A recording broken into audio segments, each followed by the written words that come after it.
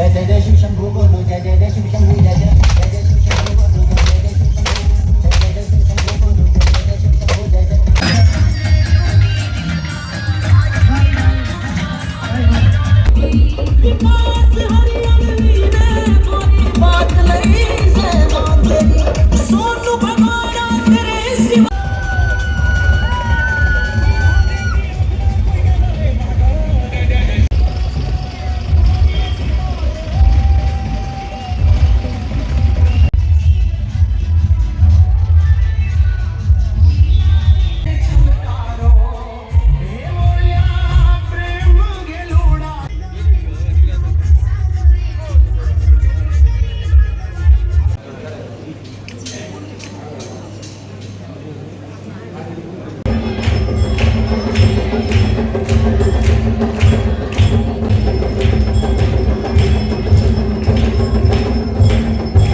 जगन्नाथ जी की यात्रा हिंदू धर्म की सनातन प्रतीक यात्रा मानी जाती है। जगन्नाथ यात्रा जो कि पूरे शहर में आज भगवान जगन्नाथ स्वयं भावी भक्तों को दर्शन देने के लिए निकले हुए हैं और भक्तों को दर्शन करने के लिए भी निकले हुए, जिनके जीवन में आदि सुख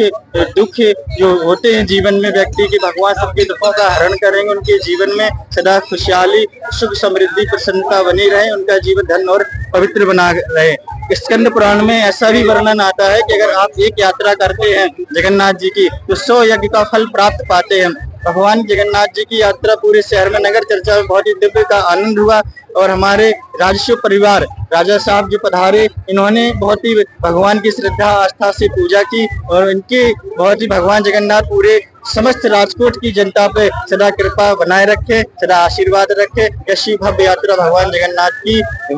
बनी रहे और जय जगन्नाथ। रथ यात्रा સાથે સંકળાયેલી એક નોંધપાત્ર છેડા પનહારા વિધિની વિભાવના એ છે કે આજના અષાઢી બીજના આ પરમ પાવનકારી દિવસે આપણે ગજપતિ એટલે કે રાજ્યનો રાજા એ સ્વયં સામાન્ય પહેરવેશ ધારણ કરીને પ્રત્યેક મૂર્તિઓની અને રથ પાસેની જગ્યાઓની જલાભિષેક કરીને એ સ્થાન પવિત્ર કરે છે અને રથયાત્રાના માર્ગ ઉપર એ સફાઈ કરીને અને સુખડ કાશ જળનું સુગંધી છંટકાવ કરીને એક આખા માર્ગને પવિત્ર અને સુગંધિત કરે છે। એમ કહેવાય છે કે ગજપતિ એટલે કે કલિંગ સામ્રાજ્યનો સર્વોચ્ચ હોદ્દેદાર એ જ્યારે ભગવાન જગન્નાથજીમાં નાનામાં નાનું કામ કરીને નગરજનોને સંદેશ આપે છે કે જગત નિયંતા ભગવાન શ્રી કૃષ્ણ માટેની સેવા કરવા માટે બધા જ સમાન છે, પછી એ શક્તિશાળી સમ્રાટ હોય કે એક સામાન્ય ભક્તજન હોય એમાં કોઈ જ ભેદ હોતો નથી। આજે આ પ્રણાલી ઓડિશાની અંદર પુરી સ્થિત શહેરની અંદર પુરી મહારાજા સાહેબ મહારાજા દિવ્ય સિંહાદેવ એ છેડા પનહારા વિધિ દ્વારા ધર્મ કાર્યોનું સૌભાગ્ય પ્રાપ્ત કરતા હોય છે અને આજે અમે અત્યંત ધન્યતાની પણ અનુભવીએ છીએ કે રાજકોટ રાજ પરિવાર આજે પ્રત્યેક મૂર્તિઓનું પૂજન, આજે રથયાત્રામાં સુખડ કાષ્ઠ સુગંધી જળનો છંટકાવ